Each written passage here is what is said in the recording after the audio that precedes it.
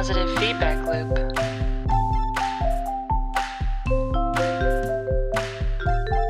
Three, two, one. Hi, welcome to Positive Feedback Loop. This is the show where we talk about things we find interesting and often disagree on them. Today, you'll hear from myself, Luis, and our co-hosts, Stephanie Hello, everyone. and Ray. Welcome. The topic of today is something close and dear to my heart, which are games. But more specifically, board games and things of the sort. Games that are played around a table with your friends.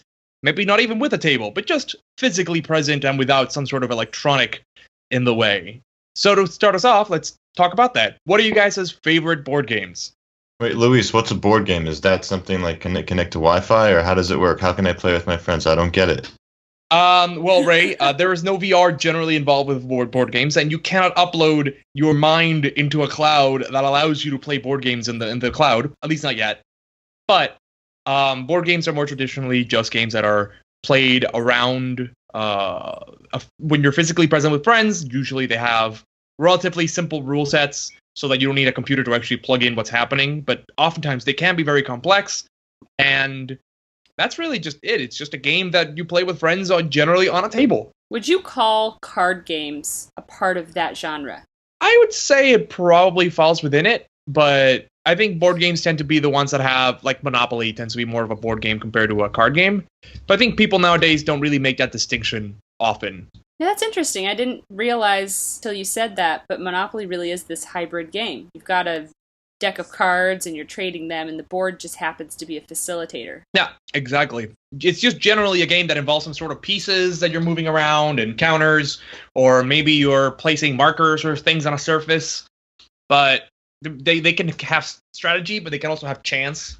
There's a lot of things involved. It's not like gambling, where whether it's with cards or something else, it's all luck and maybe very minor strategy, and there's usually something in there in terms of like a reward for the player after the fact. It's more, there is generally some element of skill, though.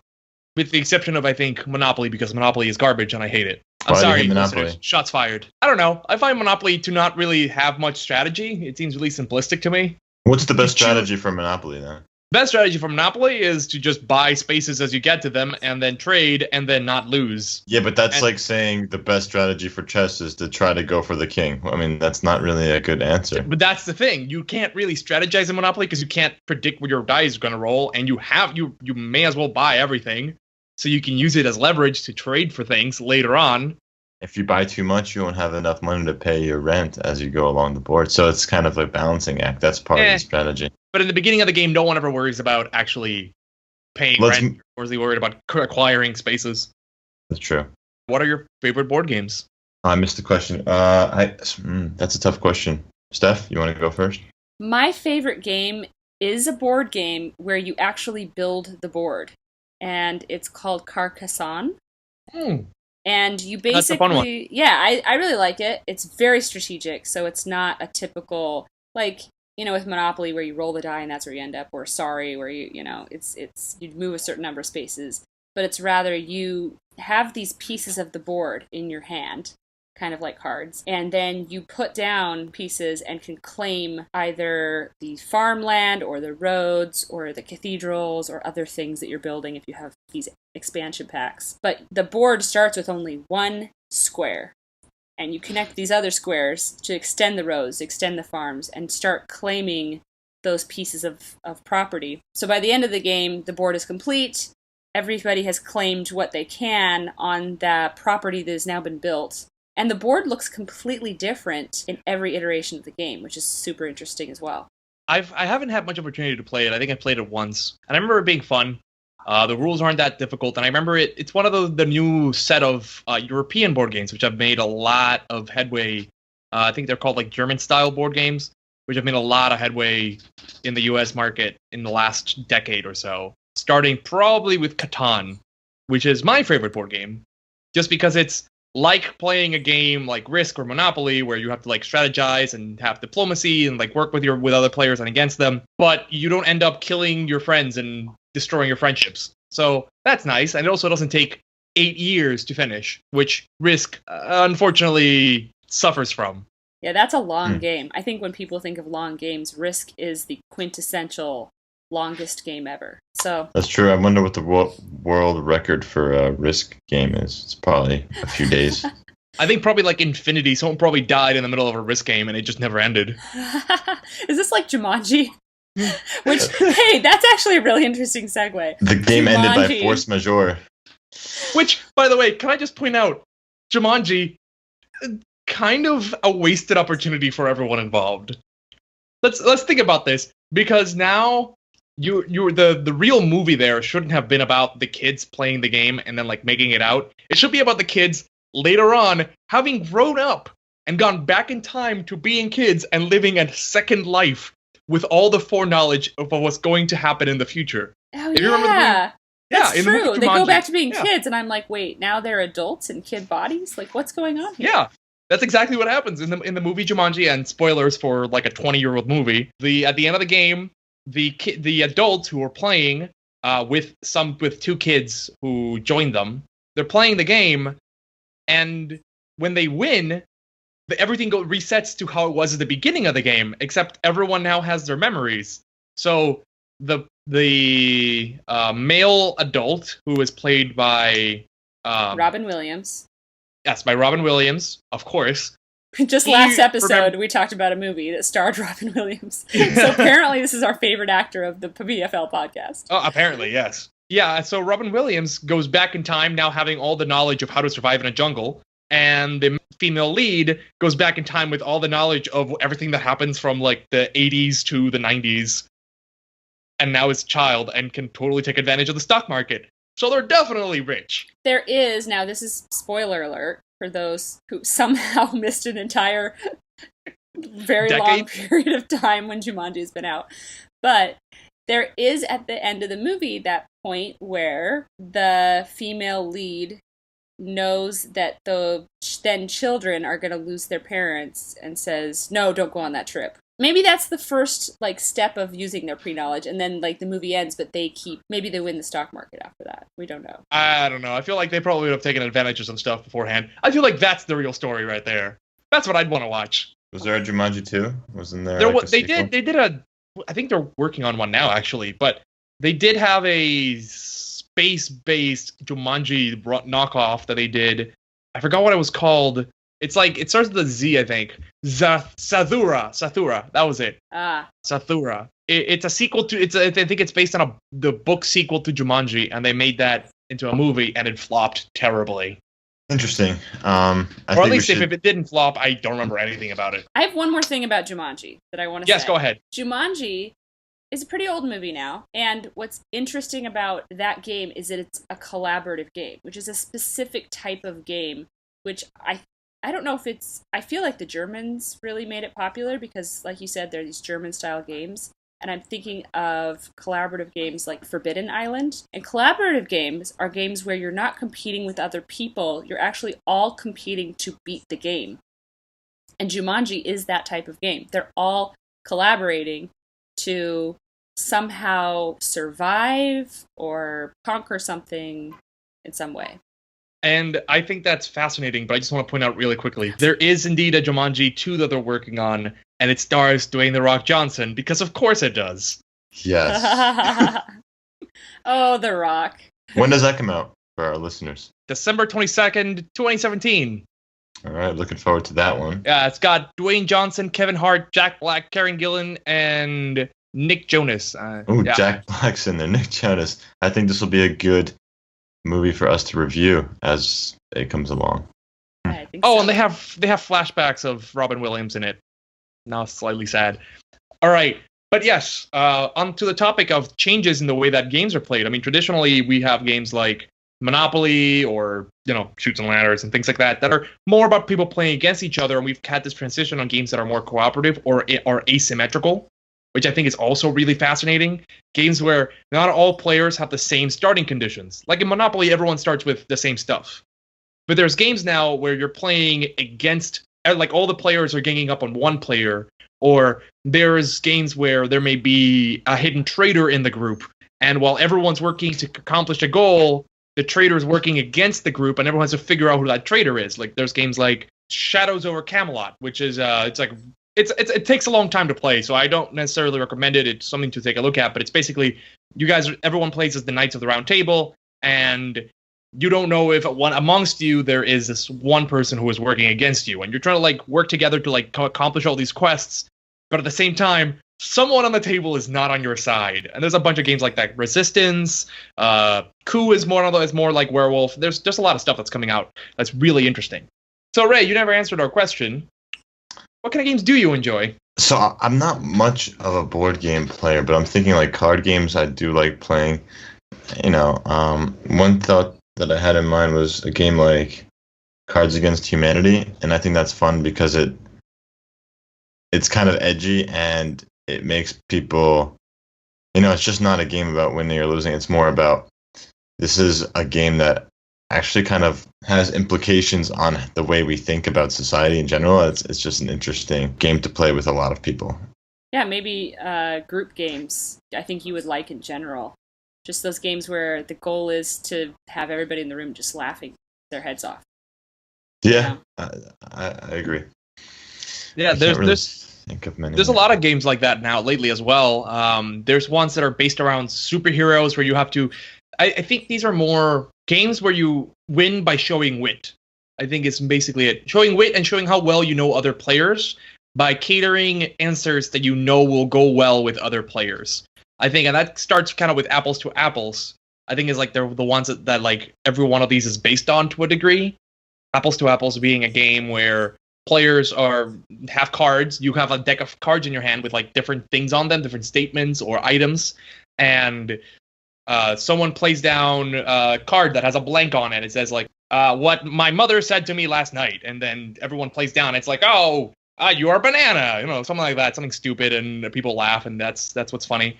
And Cards Against Humanity is like a more edgy version of that, with more off the cuff, wilder, grosser, more 18 plus material. And there's other games that make it so that players have to create stories as they go and justify their selections.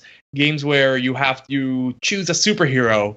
You create a superhero as you're playing, and then you have to like defend why your superhero would win that. Like I think it's Super Fight. I think it's a game like that where you have to you have battles, but you have to justify why your selection would win the fight. That sort of thing. I think this is like a type of game where the more you can make connections that are culturally relevant. This goes back to your argument that the wit kind of wins the game. The culturally relevant material tends to win the game of sorts. And another game that came out recently that one of my sisters really loves is Hashtag It. And basically it's like Apples to Apples, and it's similar to, it's a game I think Gray would really enjoy, where you have something going on and you choose of all the hashtags in your hand, I guess, which hashtag would actually represent what's going on. So it just makes it very funny. It's culturally relevant because everybody hashtags anything that's going on. They've got a hashtag for it.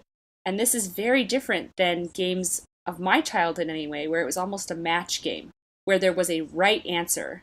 And we're entering into almost games reflecting the new era we're in, where there's not necessarily a right answer, but there are kind of contextual right answers, or there's something that maybe the whole group can find consensus on. It's a very new way of thinking.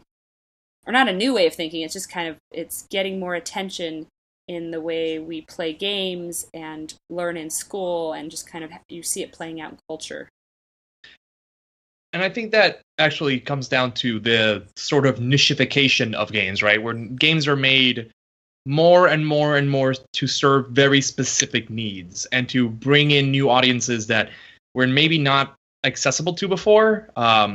There's new platforms that allow for very small time developers to create board games, which traditionally you didn't have that. You had Parker Brothers would sell a board game, and like that was it. It was in toy stores. Now you can kickstart board games, right? You can go online. You can say, oh, I like this concept. I like what they're doing with this. I'm going to support them putting it together so that I can have it. Because I saw someone come up with it, and now I can endorse their creative process.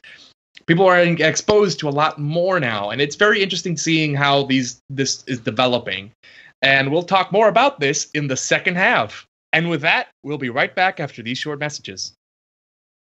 Are you a hardcore gamer? Are you down for a challenge? Well, this game you cannot even beat no matter how hard you try. Get it It's now. the positive feedback loop game. Extreme, extreme, extreme. A game where you and two of your friends, so you have 3-player game, have to battle against millions of other podcasts to gain infamy or fame. Oh no! Audio interference! Record again! A dogfight in the middle of the road behind Luis's apartment. Skip 5 spaces. Recording has been ruined. Make incredible commercials and entertain all your buddies. The Positive Feedback Loop game coming to a store near you. Welcome back to Positive Feedback Loop. The topic of today, as was talked about on the top of the hour, was board games. Just before the commercial, we were talking about the proliferation of newer board games via platforms such as Kickstarter and newer methods of social media that have been bringing attention to a lot more stuff out there and allowing for more niches to be filled. And so we're going to continue on the topic. So I was actually wondering, Luis, you were talking about these newer games, finding them on Kickstarter, but what about the really ancient games, the old games such as chess and Go and backgammon? I mean, chess, I think it's like a game that's been around for like over 1,500 years, like 2,000 years old. And backgammon, apparently they've seen evidence of backgammon and dice, and the dice were made out of human bones, and this was back in the time of Mesopotamia. So, that's like over 5,000 years old. So it's interesting to me that these games have stuck around for so long and that people still are playing them, basically. What do you guys think? So actually, that's really fascinating. I was watching a video just a few weeks ago of a historian who had recreated a game that's called the Royal Game of Ur, which is a Sumerian game or Mesopotamian game from, I think, like 1500 BC. We'll put it on the website. I'll link to information about the game. It's incredibly ancient, and it's fascinating because it's a game of a combination of skill and luck. So there are dice involved, but the dice are different. They're tetrahedrons. They're not what we're used to when we think about die, which generally is just like a cube. A six-sided die. Yeah, a six-sided die, yeah. But this is actually a tetrahedron, so it's kind of pyramidal. How many sides does it have? How many numbers? 4. Well, I mean, how many numbers can it land on? Oh, it doesn't land on numbers. Or it actually has little colors at the tops of each side of each corner, and if it's colored, that tells you what it landed on. It's fascinating. Huh. And basically, the whole point of the game is you gotta figure out. You have to move from one end of the board to the other, and you have to basically make gambles on how many pieces you want to move across the board at different times, because your opponent can overtake you. It's really interesting to look at. I recommend people give it a look. There's also some other interesting stuff out there. I think probably for me, one of the more interesting fun facts about board games, especially the old ones, is Go. There are more possible games of Go than there are atoms in the universe. Wow, that is super interesting. What is it? Right? Just because the board is large enough that the combinations of games are just nearly endless? Essentially, yeah. That's basically it. So an old game that has interested me, I think because it was one of the first games I played, sometimes as a little kid when my parents want me to be quiet in church, they'd have me start a game of tic-tac-toe. And I'm sure you played tic-tac-toe many times when you were young, maybe old too. I think tic-tac-toe is interesting because it's one of the only games that, if played optimally, meaning if you're a smart enough player that you're choosing the optimal move each time, it's a feudal game. There is no winner each time. It either ends in a tie or a draw every time at its most optimal. And often it's used in academia to kind of teach about artificial intelligence and game trees and computer programming, just because of its matrix structure and the choice possibilities. There are tic-tac-toes that are just a 3x3 grid, but there are also tic-tac-toe where you could play in 3D space, which reminds me also if you've ever played 3D chess. What is 3D chess? Okay, so 2D chess is chess as it is. It's a two-dimensional flat board. Three-dimensional chess is where you have a chess board that could go on maybe 3 levels. It could also go as many levels as there are squares across a 2D board. So it's through the depth of space. So basically, if you want to move a pawn, which could move forward 1 space, right? You could move forward on the two-dimensional plane 1 space, or you could move down into the next level 1 space, right? So now you're moving through space. It's very complex. That's crazy. I don't know how many. So that means there's multiple games going on at multiple times at the same time. It's not multiple games because you have the same number of pieces. They can just move more deeply. So imagine a knight, which is a little more complex. The knights are usually the hardest to kind of strategically figure out.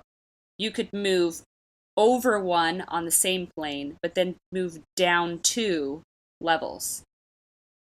Interesting. I understand now. And there's only 1 set of pieces. You don't have like a set on each Right. layer. Okay.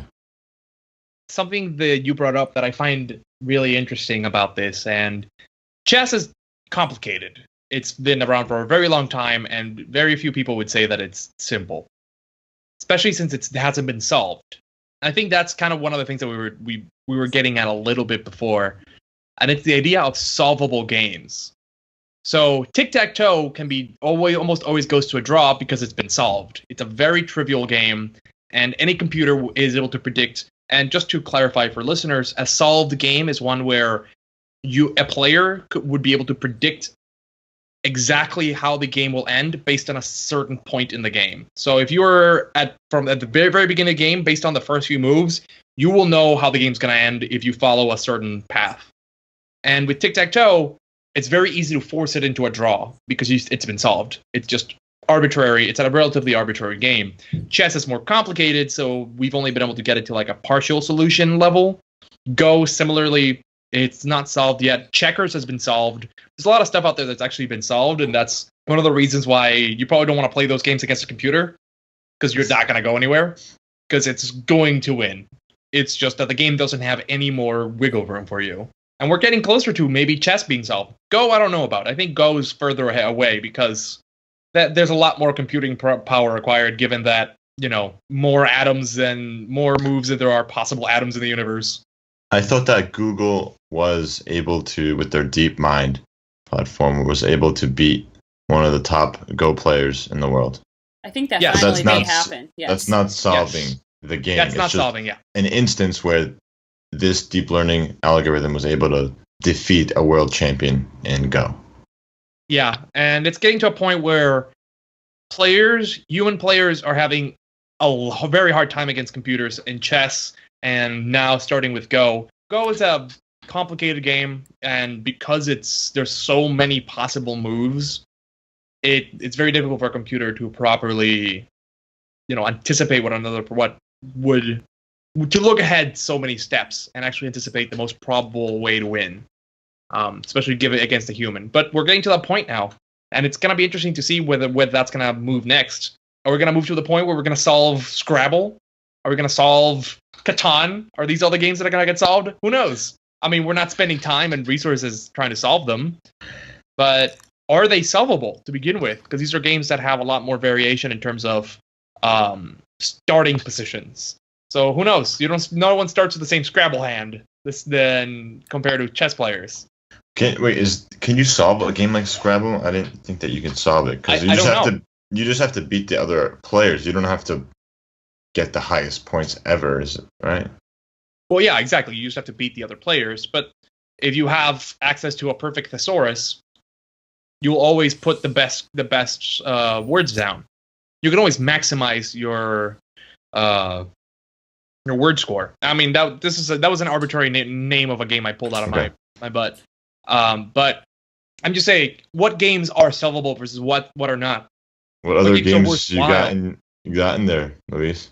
I have a library. A Yeah, I like library having of friends games. over. Yeah, I like having friends over and we play a lot of games.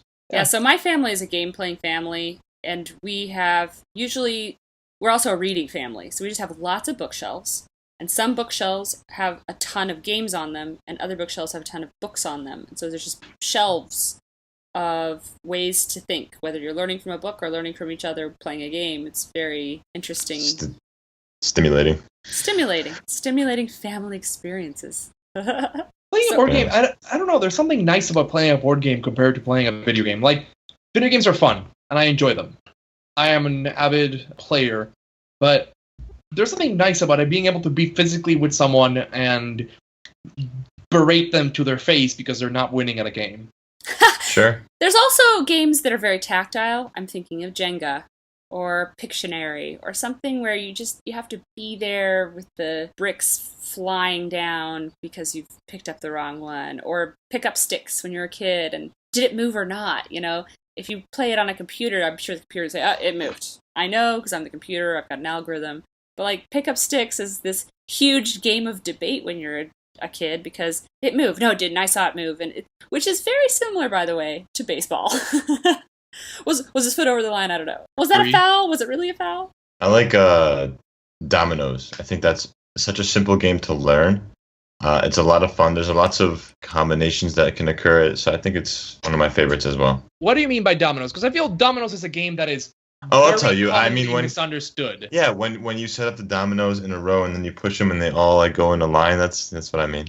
I know Ray's messing with me. But there's a lot of people who think that's what Dominoes is. And that's one way of playing with them, but you could do that without having actual dominoes. When you're like basically dealt 7 random stones, and you have to get rid of all your stones onto the table, and then if you don't have a specific number, you have to pull from the pool of stones. Basically, the goal is to get rid of all your stones. In Cuba and a lot of Latin America, dominoes is like the quintessential game that you see old men playing in the park. Yeah. Definitely. Just like chess is, if you go to like some parks in New York City, you'll see a bunch of old people playing chess, or even young people as well. It's very culturally dependent, the same way mahjong is for a lot of Asian cultures. And there's a lot of different games that kind of are similar across a culture that are kind of quintessential to it. And right. Well, even in like my high school, dominoes during lunch was a big thing among the Dominican Republican kids. And especially the Puerto Ricans, they used to love dominoes. And I used to play with them sometimes. It was interesting being one of the white guys on the dominoes table. But, you know, it was a fun game, and they got really into it. I see what you're saying. It's part of their culture. It's actually unique for me because it was a way that they came together. It was a common ground, sort of like soccer. Except without the athletic skill. Yeah, I mean, that's true. Yeah. Might take athletic Anyone skill. can play dominoes. You don't know how these people are playing dominoes. It could be very rigorous game of dominoes. Well, people take dominoes very seriously. They count, they like do math in their head to like establish the probabilities of you having these certain dominoes in your hand.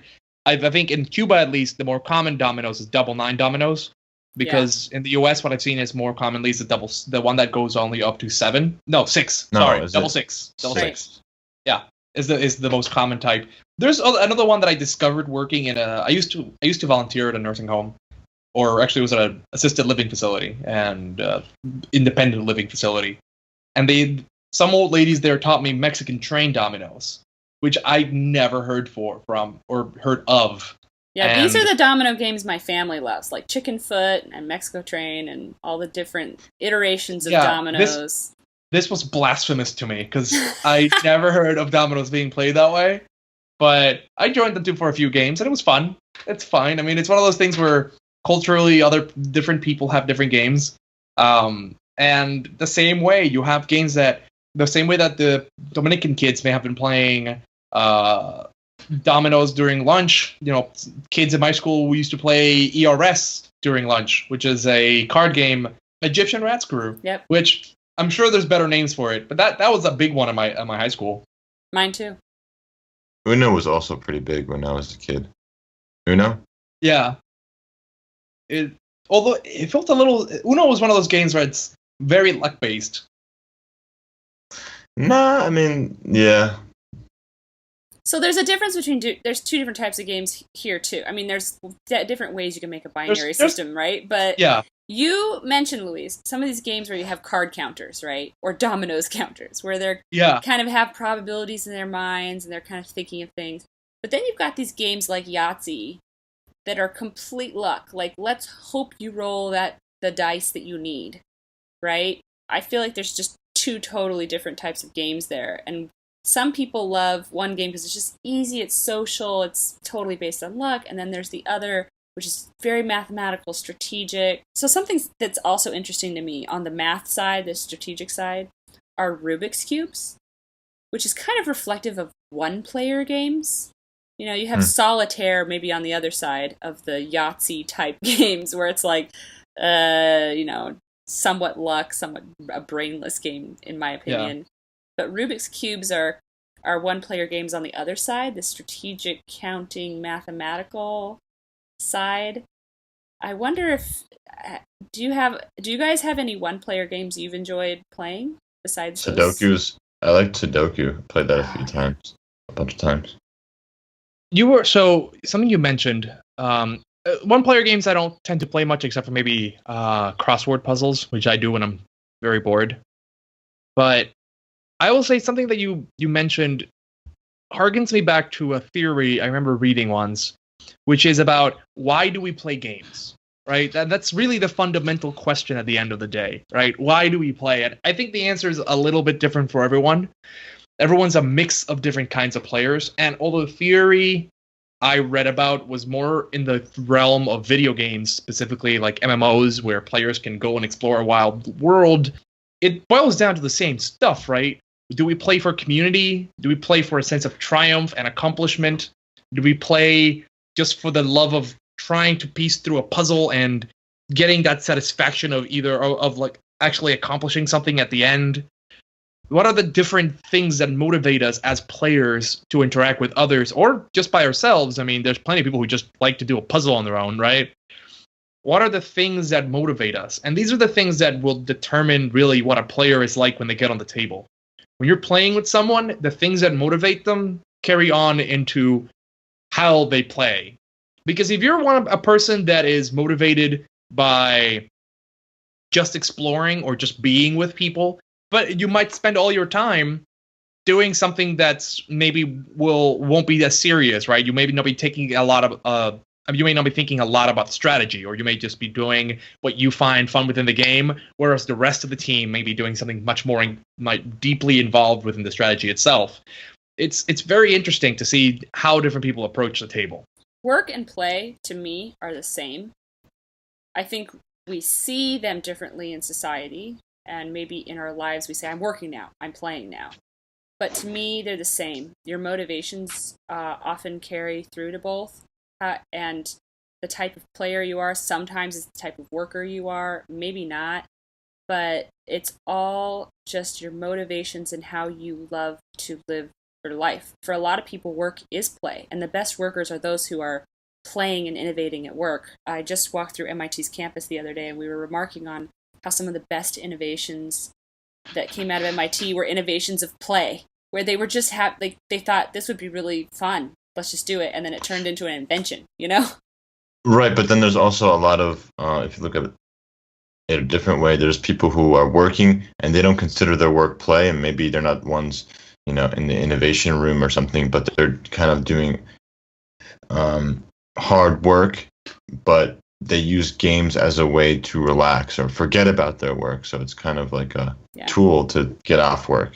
And there's also people who take very, very common things that they do for work and they convert it into a game. And although I don't know about the way you work is the way you play, because I think those are very different things. And the way that we approach them is inherently different. But I remember I was doing something at my job. So I work part-time at a company. And while I was there, I was working on something that required some coding. And I was looking up a Stack Exchange thread just to see how other people did a similar problem. And I came upon a thread that was called Confefify a String. And I thought it was fantastic. our current position in time is not too long after the president sent out a tweet that's had the infamous word "confefe" or "confifi." How do we pronounce that? I don't know. We're several weeks past that, so this is a little bit late. But I remember finding that there was an entire thread of people who were playing code golf, which is where you try to code something in the fewest possible bytes, that would take a word or a sentence and then confefify it, which is it would convert it into a somewhat arbitrary word salad, which following very specific rules. And I thought that was fantastic. People doing this with their free time, where this is coding, right? There's entire coding languages that were created just to be able to make these games more efficient. There's a language called Jelly, which looks like nonsense when you look at it from the outset, but it's only meant to make the shortest possible codes in terms of bytes, just so you could play these games better. And I find that fascinating. Humans, we like playing and we like games. And in this podcast, we've only really covered one small aspect of games, and that has been board games. There's way more to it. There's tabletop games in terms of role-playing games, right? You got your Dungeons and Dragons, which are whole other experiences, which you technically could kind of put it within the board game thing, but it doesn't feel correct to do so. Then you've got video games, and you've got sports, and you have so many other games out there. We're a species that likes play. And I think this is something that we will have to come back to again and again because it's fascinating and it really touches all of us in one way or another. And with that, dear listener, I bid you adieu, and I hope you'll stay crazy. Stay crazy.